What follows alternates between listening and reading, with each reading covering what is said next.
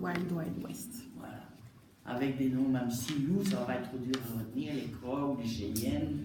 Normalement, vous devez quand même avoir un petit peu de culture cow-boy. Pas autant que moi, je veux bien. Nous, quand on était petits, avec ça, des cow-boys. Oui, c'est des polars. C'était vieux. Et nous, on a eu les deux. La grande époque où c'était toujours les cow-boys qui gagnaient, et puis celle où c'était les Indiens. C'est bien aussi. Voilà. En tout cas, en l'apparence, personne n'a gagné là-bas. En tout cas, pas par les Indiens. Ça, je peux vous dire en Amérique. Voilà, ils ont tous des tenues de daim. Ceux-ci vont vivre comment dire, au départ, si vous voulez, bon, il faut remonter loin, hein. Il y avait les chevaux, puis ils ont disparu en même temps à l'époque de l'âge de pierre, en même temps que les grands monstres préhistoriques. Et il a fallu attendre le XVIe siècle que les Européens viennent pour qu'ils ramènent le cheval. Donc au fond, l'histoire de l'Indien avec son cheval est relativement récente. D'autant que ça n'a pas duré longtemps, puisqu'ils étaient quasiment, au XXe siècle, il n'y en avait quasiment plus d'Indiens. Enfin, ils étaient tous exterminés. Hein. Donc ça a duré quand même pas si longtemps. Enfin, quand même, les chevaux, ils en ont fait un grand soin. Et là, c'est vraiment dans ces plaines, il y a le vent tout qui bouge, vous voyez. C'est le vent dans les herbes, les bisons qu'il faut suivre, la nourriture qu'on suit. Et puis on s'installe, et puis il apporte tout, le bison. Il apporte le vêtement, il apporte la nourriture, il apporte la maison, il apporte tout.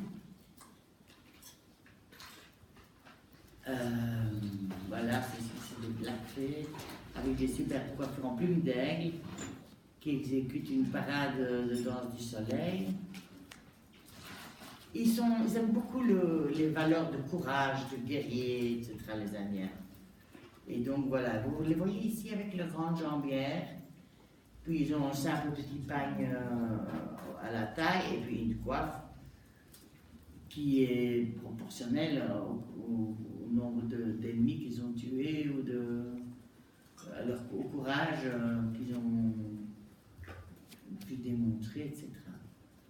Voilà. Avec les petites franges, on dit que l'arme de l'animal, elle serait là dans les franges, disait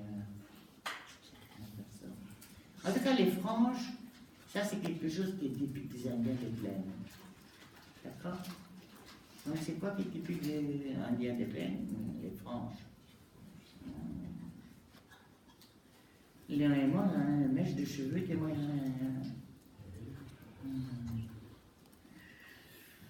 on va essayer d'avancer parce qu'on doit tout faire.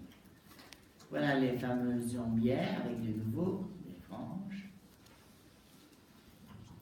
Et là, une chemise à longues franges, bordée de piquants de porc épais. Ça donne, comment dire, c'est rigide, ça permet d'être coloré, c'est solide. Alors vous voyez, ici on a chaque fois une peau d'un côté, une peau de l'autre. Ici il y a encore le reste des pattes. Et avec le grand plastron triangulaire. Voilà, l'Indien de la tribu des pieds noirs.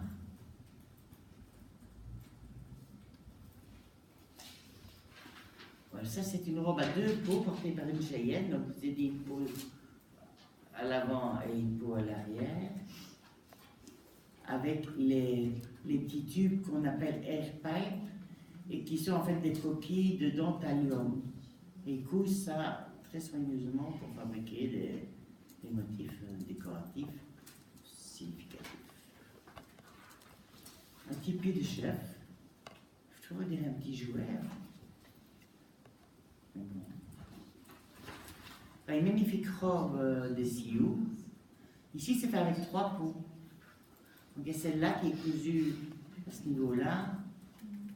Avec quoi dans le fond? Et voilà, les franges et les perles. Alors, ici, ce sont de la laine importée, et sur laquelle on va coudre des dents d'élan. Et parfois,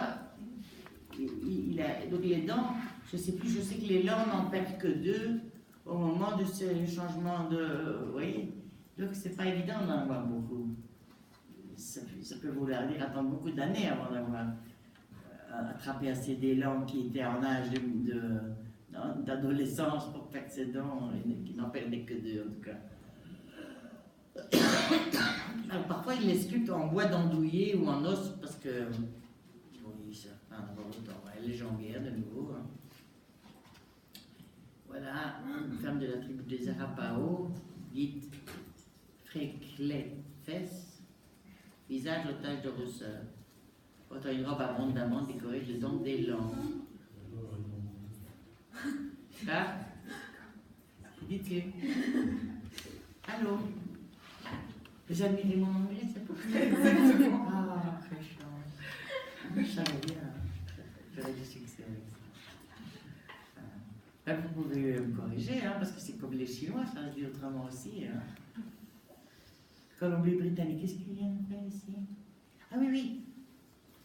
Elles viennent de Colombie-Britannique, mais airpipe là. Des coquillages longs. Donc ça veut dire que là, il y a quand même des. Je vous ai dit qu'ils étaient isolés, mes Indiens là-bas. Je ne peux pas isoler, mais ils savent quand même faire circuler des trucs. Hein. Non, comme des cheveux.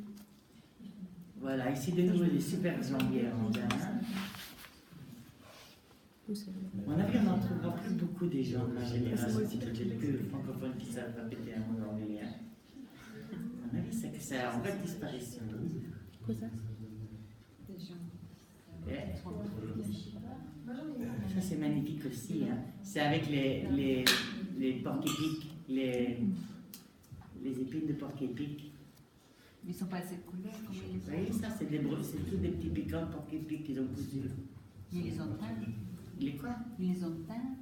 Les ont teints. Bah, et puis ça pouvait peser lourd, hein, ça. Alors la journée, c'était pour avoir chaud, et le soir, hop, c'était le pieu. On l'étalait et hop, on pouvait dormir. Donc tous ces trucs-là, ça dissimule les coutures éventuellement, là, vous voyez. Voilà, elles sont belles, hein. Moi je trouve que ces motifs sont vraiment magnifiques. Là. Peinture exécutée. Regardez ça, un buffle de Lakota. Ce fameux portrait de Sitting Bull.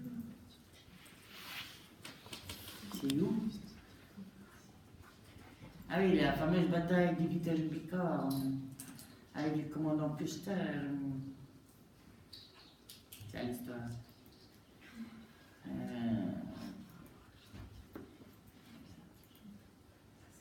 On retrouve les F4 ici. C'est bizarre. Regardez ça, cette photo est très très impressionnante. On y trouve des guerriers prisonniers. Alors ils sont numérotés. Alors, en 1, Crow Can. En 2, Medicine Horse. En 3, Cole Hernam. En 4, Kicking Beef. Ils ont perdu C'est un leur chef. nom. C'est tous des chefs, attention. Hein. Ils ont perdu leur nom. En 5, Short Bull. En 6, Command Grunt. Et ça, High Eagle. Horn Eagle. Et tout ça. Ah, il y en a plein. Tout ça, regardez-moi tous ces pauvres chefs, les uns à côté des autres. Mais ils sont prisonniers par qui? Ah, on va les faire des kilomètres, les mettre dans des camps, et ils vont tous mourir de faim ou de... Des grippes. Ah oui. Écoutez, je ne veux pas rentrer dans les détails de guerre en général, mais c'est jamais beau, mais là, c'était... Mais si quelqu'un a envie de... En tout cas, ici, ça c'est rigolo, comme marqué au passage. Les perlages où il se voit danser. C'est pour les bébés, les bonnets perlés. Ici, vous voyez, les oiseaux sont en relief, vous voyez ça? On peut les prendre. C'est pour protéger les petits. Et voilà, qu'est-ce qu'on fait avec la peau de castor? Des chapeaux, claques. Vous vous rappelez la question au début du cours?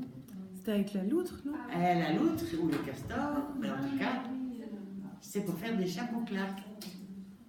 Et vous savez, au 19e siècle, il n'y a pas moyen de voir un monsieur sans son chapeau. D'ailleurs, voyez ici un Indien.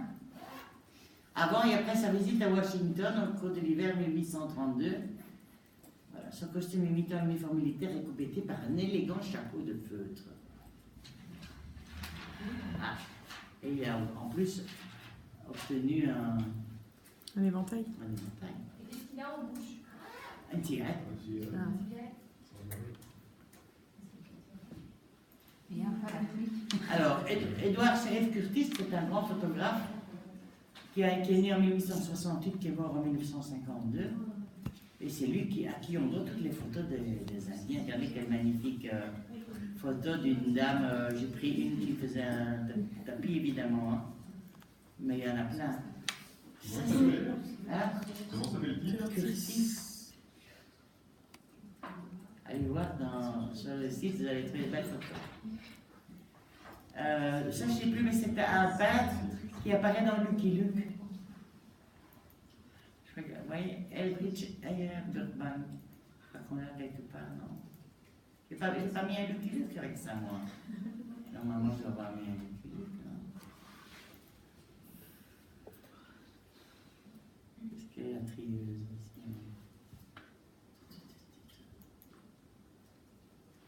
Pas de Lucky Luke, ah ben non. Oh, c'est dommage. Voilà, tant pis. Voilà. Alors, je voulais vous parler aussi de Buffalo Bill, Sitting Bull et Buffalo Bill. Au 19e siècle, je vous ai dit, on est intéressé par toutes les choses du monde et on va demander à Buffalo Bill de venir. Et les pauvres Indiens qui avaient été tués, humiliés, tout ça, il y en a un qui va accepter de venir quand même montrer une bataille où il perd, où l'autre gagne chaque fois, il y a une scénographie et tout ça. Il va faire un tour d'Europe avec son spectacle, afin même devenir un peu pote. Et je vous ai mis une photo à Versailles, vous voyez? C'était une bulle et Buffalo Bill. C'était une pièce de théâtre? Hein? Oui, une pièce de théâtre où en vrai il y avait tous les bestiaux et tout. Il y avait un immense train avec tous leurs animaux. Parfois ils laissaient tout ça de côté, tout un peu à la campagne pour aller à Paris parce qu'ils avaient. Oui, c'était assez. Et au 19e siècle, c'est l'époque où il y a le premier zoo et tout ça aussi. Mais ça, c'est dans la même vague de curiosité, de prendre toutes ces choses, les choses du monde. Oui. Aujourd'hui, le spectacle Buffalo Bill à Disneyland Paris, c'est pas la même chose? Non. Ça raconte aussi l'histoire. C'est peut-être la même chose, mais c'est plus Buffalo Il y a Bill. des personnages Disney dedans. donc, Buffalo Bill, mais bon, c'est aussi des acteurs. Ouais. Ah, ben sûrement. Pas exactement, mais pas C'est loin. un spectacle tellement important dans l'histoire des spectacles qu'à votre avis, ça ne m'étonne pas que. Parce que les acteurs, c'est des vrais Indiens d'Amérique. Ah ben voilà, ben, le peintre Kathleen rencontre Mato. Dans le spectacle, c'est des vrais Indiens. Et le peintre Kathleen, c'est celui dont je vous disais qui a fait l'objet d'un épisode de Lucky Luke. Je ne sais plus, je ne l'ai pas moi. Je me jette un de ces jours. Ben le voilà mon Lucky Luke. Félix Remington, un par-dessus tout, je voudrais immortaliser un chef indien. Lucky Luke l'accompagne dans une aventure. Enfin bref, c'est parti d'une véritable histoire. Et il y avait un journal qui racontait vous voyez, les gens attendaient en lui de savoir comment c'était cette conquête de l'Ouest. Et tout ça a été suivi par la presse. Voilà, le fameux peintre avec des Indiens. Dommage qu'il n'était pas si fameux. Mais bon, voilà, il y en a quand même d'autres qui sont pas mal.